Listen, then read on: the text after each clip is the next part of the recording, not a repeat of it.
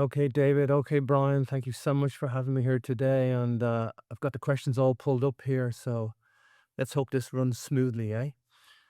Okay, question one. Why is the picture of ancient Egypt, and especially the pyramids, fundamentally oversimplified? Yeah, well, that's a big problem we have. So our understanding of ancient Egypt and the pyramids in particular is shaped as much by absence as by evidence.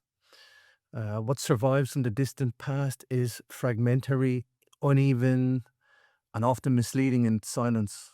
Archaeology is by necessity a discipline built on the remnants, broken foundations, scattered inscriptions, reused stone, eroded walls, isolated artifacts in museums across the world, divorced from their original context. From these fragments, scholars then they attempt to reconstruct the entire world. Literally, they try to instruct the entire world. Inevitably, the resulting picture is simplified, not out of negligence, but out of constraint. Um, the pyramids disrupt this pattern in a profound way, though. Unlike most ancient structures, they are not reduced by ruins or foundations. They remain pretty much intact, massive and architecturally coherent. We can still have a great image of what they look like in their in their heyday. In archaeological terms, this makes them an anomaly. They are not scraps of evidence, they are systems in place. An example would be look at Mesopotamia, look at the ancient cities of Nineveh, Borsippa, Babylon. There's just literally ruins in the sand, and very little is left of them. Um, so the pyramids, they preserve not only from form, but sequence, internal logic, construction choices, long-term modification, and paradoxically, also often treated as if they tell us less than they do, as if the meaning were already settled. One reason for this oversimplification lies in the habits of historical interpretation. When evidence is sparse, scholars rely heavily on analogy and projection. We see that as a common theme across many ancient civilizations. Uh, Later practices are often used to explain earlier ones. Better documented periods are retroactively applied to less understood phases. So, in Egyptian studies, this has led to a tendency to assume continuity, where there may instead be some sort of an experimentation, a debate, and a rapid conceptual change. The pyramids of the fourth dynasty, for example, are often explained using models derived from later funerary traditions, as though the ideas governing pyramid construction were already mature, stable, and fully resolved. But the archaeological records suggest the opposite. The period during which the major pyramids were built was one of intense innovation, rapid, intense innovation. Architectural forms changed rapidly, internal layouts varied dramatically, construction techniques evolved in visible stages, assumptions about burial, access, ritual use, and permanence were not inherited whole scale from earlier traditions. They were being tested in real time. And to flatten out this process into a single static explanation, they were tombs built once, sealed forever, is to ignore experimental character written into the stone itself. Another source of oversimplification comes from the way archaeology typically handles this uncertainty. So, when dealing with limited evidence, which is common, it's often safer to favor conservative interpretations, those that require the fewest assumptions and align most closely with established narratives. Over time, these cautious interpretations harden into a consensus, and this consensus then begins to resemble certainty. Alternative readings of the evidence are dismissed, not because they are disproven, but because they complicate the story that already feels complete.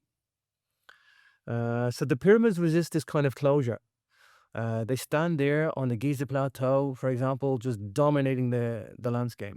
Their scale alone raises questions that simplify explanations that struggle to answer. Their internal features, chambers, passages, shafts, the voids, blocking mechanisms, they're not random, they are redundant. Each represents a decision made under specific constraints informed by priorities that are not always obvious to modern observers. So when these features are examined individually and we expose these priorities of the function of some sort of a pyramid feature, they are often explained away in isolation. When examined collectively, however, they begin to suggest a more complex and dynamic use life than is commonly acknowledged. There is a methodology issue at play here. Much of pyramid research actually has historically focused on external symbolism, alignment, shape, cosmology, all that, all that textual associations. These are valuable avenues of inquiry, let's not forget, but they can overshadow the physical reality of the structure themselves. Architecture, it's not just symbolic, it's functional. Stone is shaped, moved, and placed for reasons that go beyond metaphor. When a massive block is positioned in a difficult location, when a passage is cut out of a specific angle, and when a chamber is, for example, is finished while another is left rough, they're not abstract gestures. They're practical choices with consequences. Treating the pyramids primarily as symbols of belief rather than as engineered environments risks missing what they can tell us about the ancient Egyptians interacted with these structures over time. A purely symbolic reading struggles to explain features that imply maintenance, repair modification, or repeated access. It also tends to reduce the builders to passive executors of religious doctrine rather than active problem solvers responding to structural, social, and political realities. Comparison is one of the most powerful tools for breaking through this oversimplification. No single pyramid preserves all of the original features, but when you take them together, the pyramids form a comparative data set spanning multiple reigns and design philosophies. So differences between them are not noise, they're signals. When one pyramid indicates a feature that another omits or implements it in a different way, this variation demands explanation. It suggests changing priorities, lessons learned, or shifting conceptions of what a pyramid was meant to be. So comparative analysis has often been underutilized. So individual pyramids are studied in isolation, explained on their own terms, and then folded back into a generalized narrative. This approach minimizes contradiction, but at the cost of insight. So a more synthetic view, one that treats the pyramids as a connected sequence of architectural experiments, reveals a civilization actively refining its monumental expression, not merely repeating a fixed template. And finally, there's some human tendency to underestimate the complexity of the past. Why this is, I don't know. It's perplexing. Distance creates illusion. When thousands of years separate us from an ancient culture, it seems or becomes tempting to imagine its people as simpler, more uniform, more rigid in their thinking than we know ourselves to be. But complexity is not a modern invention. Large-scale societies, especially those capable of organizing immense construction projects, are by definition administratively, technologically, and culturally sophisticated. So the pyramids were built by a society grappling with power, legitimacy, mortality, labor organization, environmental constraints, and religious meaning all at the same time, mixed in a soup. So they were not static monuments dropped, fully formed into history. They were an outcome of negotiation between ideology and practicality, between tradition and innovation. Any account that reduces them to a single function or a single moment in time fails to do justice to that reality. So in this sense, oversimplification is not merely an academic issue, it shapes how we ask questions in the first place. So if we assume the answers are already known, we stop looking. We stop looking closely at the evidence that survives in front of us. The pyramids invite and arguably demand a different approach, one that accepts uncertainty, values architectural detail, and remains open to the public. What their story is, it's not finished. We're still writing what that story is. We need to investigate more. We need to get inside. And the more technology is on our side, the more details we can perceive about our ancient construction engineers.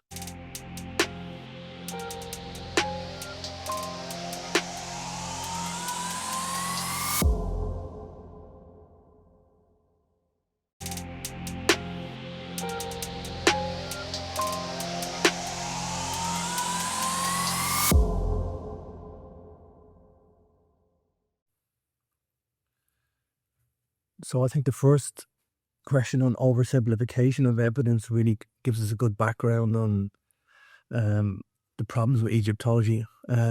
So directly speaking about the Great Pyramid and problems with Egyptology, with this specific monument alone, I mean, the fact that they're being classed as tombs. So that's what this question is, why the pyramid as a tomb model collapses under physical and historical scrutiny. I mean, it's crazy to think that there's still a debate about this, but the claim that the pyramids, especially the Great Pyramid, were royal tombs is not supported by direct evidence. It's a hypothesis that's hardened into a doctrine through repetition, institutional momentum, and selective interpretation. Though through demonstrable proof, the pyramids are examined as physical objects rather than as illustrations of belief. The tomb model does not merely weaken, it fails.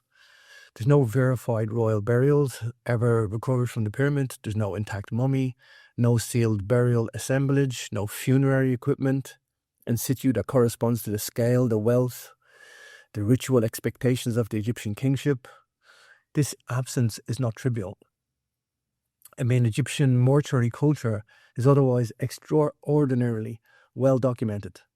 Even modest tombs roughly contain bodies, grave goods, inscriptions, and ritual deposits. That most monumental structures ever built by a civilization should uniquely lack such evidence is not a minor anomaly, it's a structural contradiction. So in response to this absence, proponents of the tomb theory rely on indirect reasoning. Tombs were robbed, bodies were removed, materials recycled. But these explanations are applied selectively and without physical corroboration. Robbed tombs still preserve funerary context. Disturbed burials still leave traces. Even looted sites remain unmistakable indicators of their original function. The pyramids do not. What they preserve instead is something almost entirely extreme precision, advanced stoneworking, architectural systems that far exceed the requirements of a burial. The Great Pyramid is not merely large, it is technically obsessive. I mean, the stone blocks weighing multiple tons are cut to tolerances measured in fractions of a millimeter. Internal passages are straight, level, and aligned with mechanical exactness. Granite blocks, among the hardest stones available, are shaped, transported, and placed at heights that serve no funerary necessity. They're not symbolic gestures, they are hallmarks of a project driven by technical priorities. There's no escaping this. A tomb does not require this level of precision. A burial chamber does not benefit from passages aligned to true north with astronomical accuracy.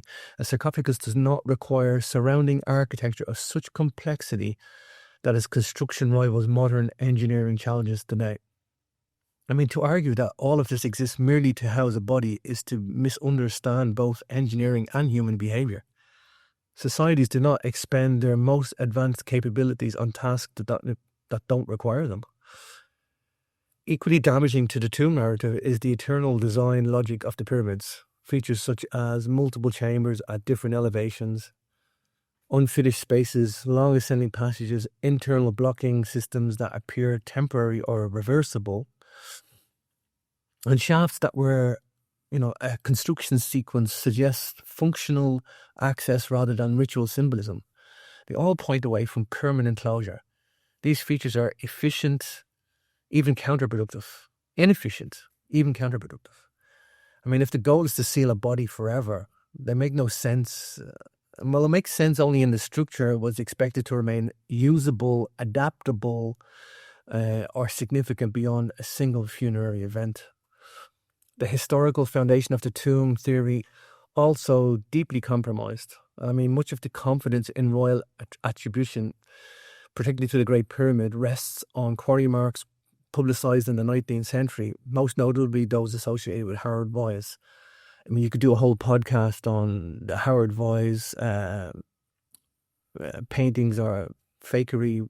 I mean, these markings are routinely cited as decisive proof, yet their discovery occurred under conditions that would be unacceptable by modern archaeological standards.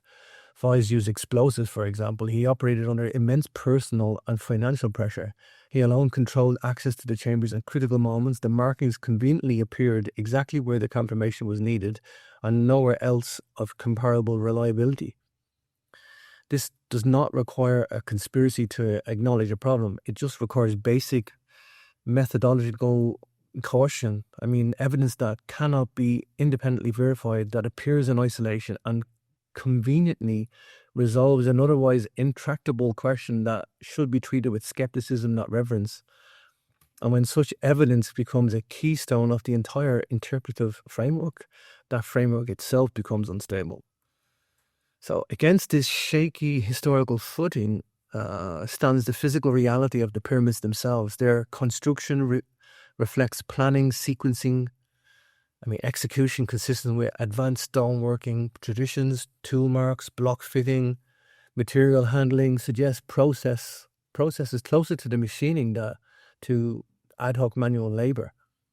Whether or not one invokes lost technologies, the simple fact remains: the builders possess capabilities that far exceed what is required to build a tomb, and far exceed what is usually acknowledged in conventional narratives. The tomb model survives largely because alternatives have been discouraged, not because that evidence demands it, because features that contradict funerary expectations are routinely labeled symbolic or ritual, without demonstrating how symbolism necessitates such precision, such labor investment, or such architectural over-engineering. Symbolism becomes a refuge for explanation rather than an explanation itself. And that's really the crust of the problem. So, this work proceeds at a different premise. That the pyramids must be understood from the ground up, starting with what they physically are, not what they are assumed to represent. If a theory cannot account for the absence of burials, the presence of extreme technical sophistication, the questionable provenance of the key inscriptions, Howard Weiss, and the internal logic of the architecture, then the theory must be reconsidered. Rejecting the pyramid as tomb model is not radical, it's just mythological. It's refusal to let assumption substitute for evidence. The pyramids do not behave like tombs, they are built like tombs. They are built unlike tombs. They preserve none of the features that reliably identify tombs elsewhere in Egypt. What we do preserve is a level of engineering ambition and precision that suggests function more complex, more enduring, and more systematic than burial alone. So, the task is then not to replace one dogma with another dogma either. To reopen the question entirely. Once the tomb model is set aside, the pyramids can be examined without constraint as technical monuments whose true purpose must be inferred from stone structure and sequence rather than inherited belief. And it's really like a major hurdle that we have to get over with respect to the Great Pyramid.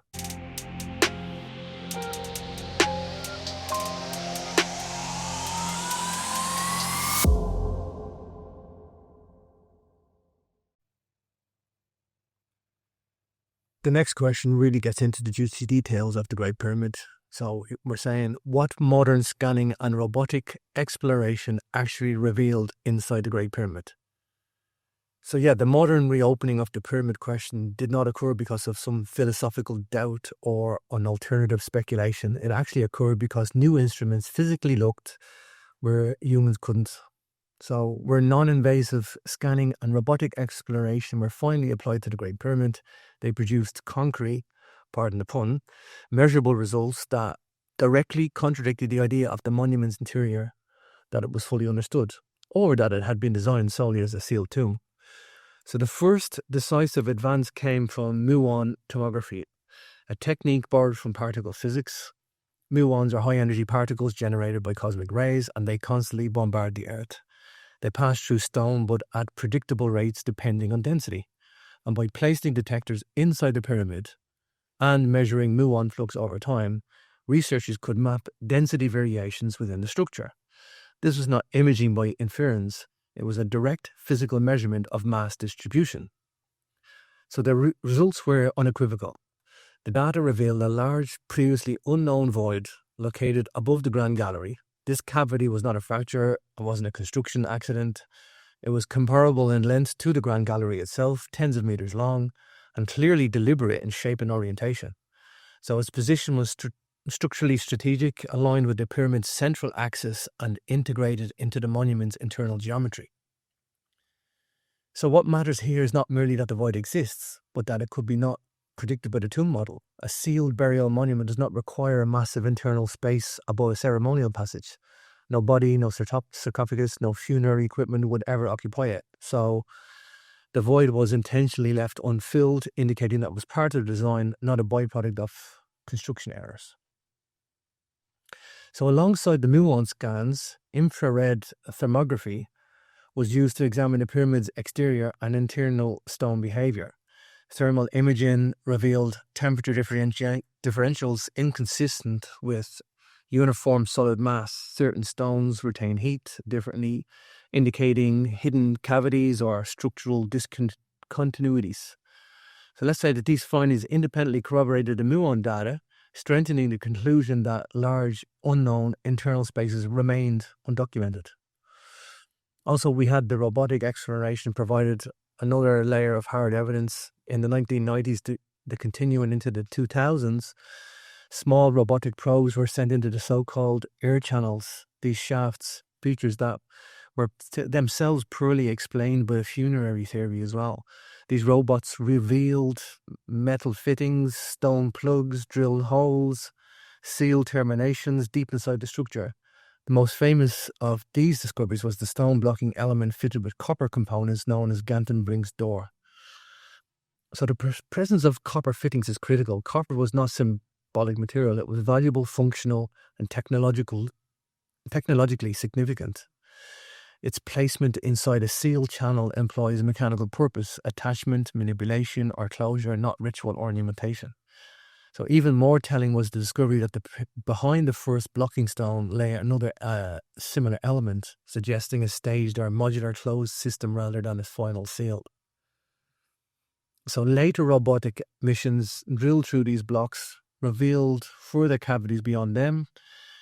This sequence alone undermines the idea of a one-time permanently sealed interior. A tomb does not require layered blocking systems inside narrow shafts that were never meant to be accessed by people mourning or priests. These features indicate planning for construction phase access, inspection, or later invention. So the robots also documented true marks inside the channels that reveal construction order. So it's several locations the channels were cut after chambers were already in place. This means that there were not symbolic passages incorporated into one initial design, but they were functional elements added when needed. Some channels were left unfinished or sealed before being fully opened to the exterior, reinforcing the conclusion that their purpose changed during construction. So importantly, the Queen's Chamber channels, unlike those in the King's Chamber, they were never opened to the outside in antiquity. From a tomb perspective, this is inexplicable. I mean, if the channels were symbolic paths for the soul, then they should be complete. From an engineering or operational perspective, however, sealed channels make sense if they were abandoned systems closed when the chamber itself was no longer primary. So modern scanning also exposed the illusion of completeness that dominated the pyramid studies for over a century. Prior to these discoveries, the internal plan of the Great Pyramid was presented in textbooks as essentially final. The fact that a void of this magnitude could exist undetected demonstrated that confidence was misplaced. And then you have an expose how earlier exploration reliant on brute force and limited access had produced such a distorted sense of certainty. None of these discoveries were anticipated by Egyptological orthodoxy.